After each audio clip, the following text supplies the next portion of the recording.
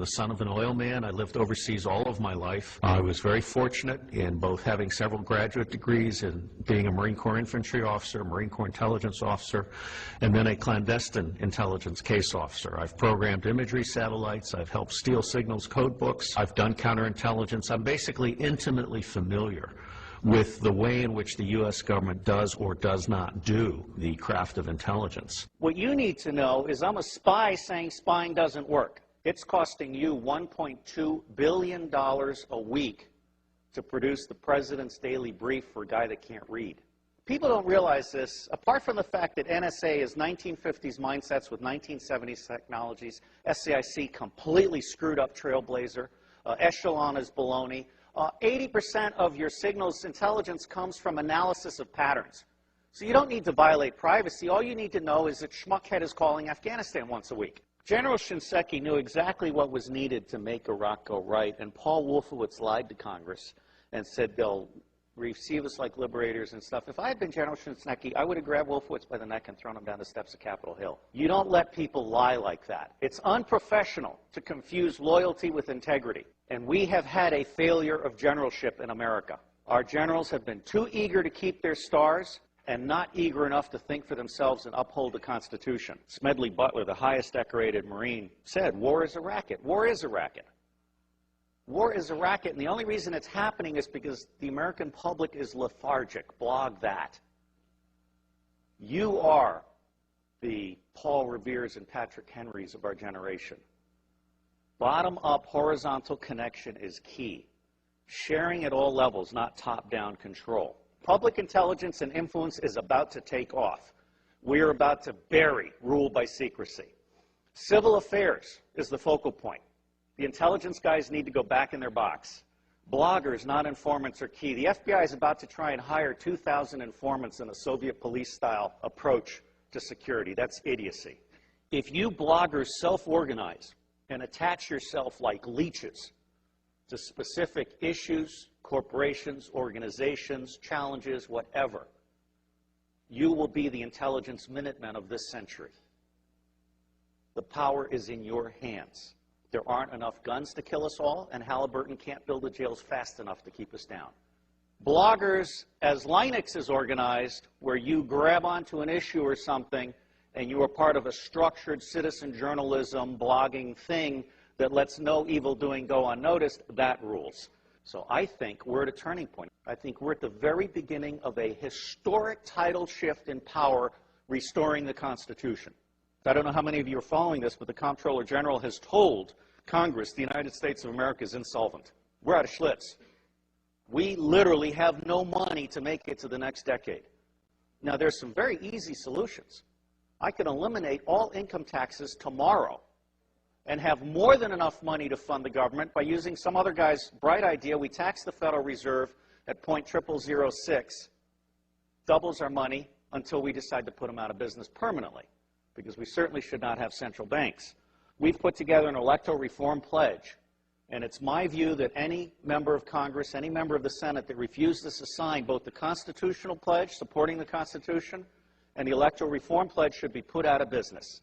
And I believe that will be 95% of all of these people.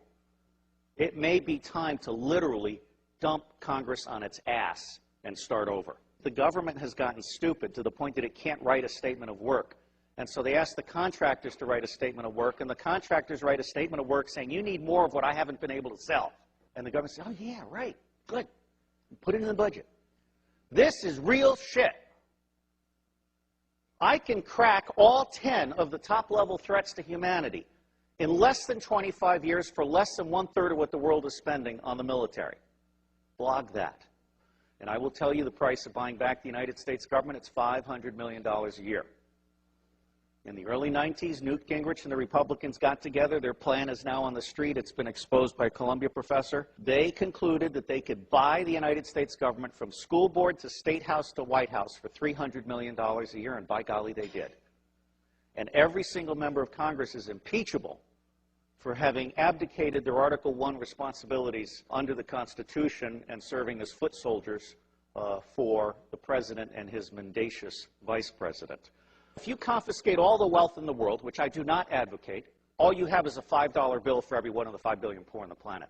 For what we have spent on the Iraq War, I could have given a free cell phone to every one of the 5 billion poor on the planet. I could have taken the 10% residual capabilities on DoD satellites, abandoned communication satellites, and I could have provided free T1 to the Southern Hemisphere. Blog that. That's the kind of stuff we have to do. Because if we don't do that, those 5 billion people, instead of producing wealth that stabilizes the earth, are going to produce plagues, epidemics, criminal gangs, drugged up people. Ralph Peters, a friend of mine, and the bottom line here is the only path to wine, women, and wealth for badasses anywhere on the planet that have no money is guns. And what's happening here is we're at the very beginning. We're just starting to come out of our little eggshell. When the industrial era began, it broke the connection between kinship and trust. And it started treating people as commodities. And then we lost sight of our government and we allowed the corporations to buy the government. The United States of America no longer represents we the people. But you can change that. The reason it's not working today is because we have a military-industrial complex that profits from secrecy and war, and it does not profit from efficiency and peace. Blog that. The bottom line here is that central banking is an evil cancer. These people are selling us credit they don't have so they can take profits they don't deserve out of our pockets. That's nuts. The United States government is constitutionally chartered to print money on the good faith and credit of all of us and not pay interest. Why are we being such fools? Well, unfortunately, if you fight them, you get assassinated. Lincoln and Kennedy were both about to print money and not borrow from the banks. I can't connect those two dots, but I can tell you they're side by side. But the reality is the federal government is broken in every possible way. And it's going to be localized, bottom-up resilience networks. They're going to save us. That's where you guys come in. Our educational system stinks. It beats the creativity out of kids by the time they're in the 4th grade. It forces you to become a blogger or hacker in order to become creative. So you guys are the lifeboat. We've gone from America the Beautiful to America the Shit. Now, I believe we need to start blogging retrospective impeachments. I'm not saying we need to hang them or tar them or feather them, just out them. I think it's time for citizen investigative journalism to go deep and go back and go current. And people need to understand they can't get away with this stuff.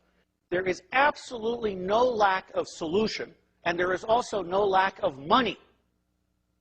What is lacking is the popular political will to exercise our God-given right to be in charge. I got thrown off Fox News for saying the global war on terror wasn't real. Well, it's not. Okay? I mean, until we can get to one man, one bullet for the top 6,000, we can contain the next level, and we can provide a quality of life for everybody on the planet at the lowest level, we're not going to get it. The Air Force solution for terrorism is to kill one guy in an entire village, which, of course, creates 100 to 200 additional terrorists because of that indiscriminate war crime. It's just nuts. And it's nuts because the media isn't doing their job, and so it falls to you. And my dream is to have someone adopt every zip code and start doing that weekly report for their zip code. And then those little reports will start having babies, and it'll start spreading. Your government is stupid, and they're stupid deliberately. The intelligence community does not do open source information because they like to think that the cabinet departments are doing their open source information. That's not true. The cabinet departments don't know how to do decision support. What they know how to do is take stakeholder interests and turn them into policy that increases budget share. That is not what I call reality-based budgeting. Politics today has gotten so dirty it's not worth anybody's time if they've got a brain. Well, I don't have a brain, I have a soul. And I believe that America needs to get back in the business of managing itself. I am absolutely certain that central banks are an evil. Central banks are screwing us all, or we'll have it right. We are pigs being harvested for profits. I do believe there are secret societies, although, you know, given a choice between conspiracy and incompetence, I generally go with incompetence. The Bilderberg Group, I just saw a list of who attended the last time, and it's almost a list of nobodies who want to be somebodies combined with somebodies on their way down. You know, I'm not that impressed. These people think they're the movers and the shakers. They're only the movers and the shakers as long as you let them be the movers and the shakers. I spent 18 years trying to help secret government agencies get in touch with unclassified information. And Tom Atlee sent me an email, and he had this little signature blog where Buckminster Fuller said, don't try and heal a broken system, create a new system that replaces it. So I'm honored to be here to set the tone for you guys. And my bottom line is, don't waste your time on the federal government. It's going away. There are 27 secessionist movements. There are 9 distinct nations in North America. I anticipate some virtual separation in the Republic. And I think that you're going to find that, like Vermont, for example, is all of a sudden going to be seen by the rest of America as exactly where we want to be, or Seattle. And so that's called the spike theory of change. As soon as one state gets it perfect, it's going to spread like wildfire.